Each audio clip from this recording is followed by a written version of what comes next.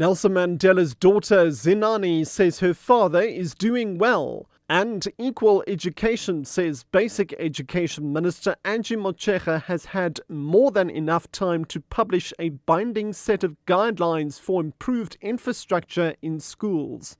I'm Richard Brooks. Former President Nelson Mandela's daughter Zinani says her father is doing well.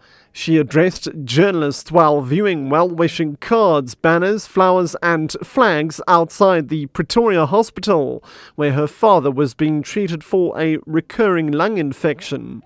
Leela Magnus reports. 9 family members braved the cameras and journalists to take some of the flowers and cards at the entrance of the hospital back to the hospital. Zinani Mandela told journalists her father is doing really well. This comes after Mandela's wife, Graça Machel, issued a statement earlier today thanking everybody for their generosity and love. President Jacob Zuma announced over the weekend Mandela is responding to treatment and engaging with his family. The South African government is studying reports that Britain spied on its foreign delegates at the 2009 London G20 meetings. According to documents leaked by US former spy Edward Snowden, South Africa and Turkey were singled out for surveillance. British Prime Minister David Cameron has declined to comment on the report published in The Guardian.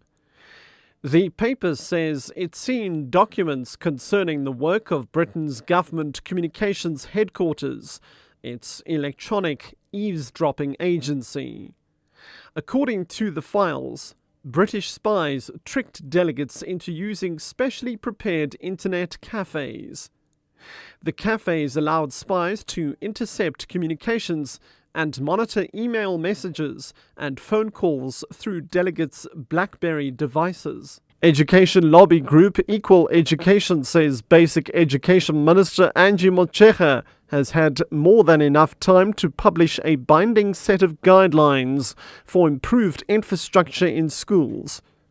The group marched to Parliament today to hand over a memorandum of demands and also threatened to go to court over their demands. Last year, the minister settled out of court with the group, undertaking that she would publish the norms and standards in 6 months' time. Equal Education's Doran Isaacs. She had almost 7 months from the time of the settlement agreement.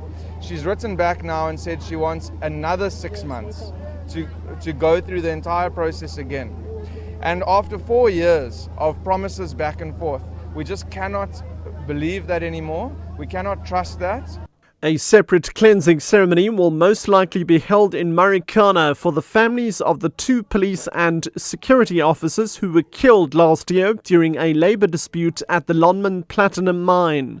This as their families raised their concerns about the manner in which today's ceremony was held for 34 dead miners. The families were not allowed to perform rituals at the sites where their loved ones died. Bojanala District Municipal Mayor Louis Deremelo. We're going to have another separate date with them, and we're going to support them in their needs, and we're going to do according to their rituals, according to their culture, at their own time. Because the issue was that they wanted to do it where their loved ones died, at that particular spot. And then we have realized there's been no agreement with the workers who are here present that felt that everything must be done here.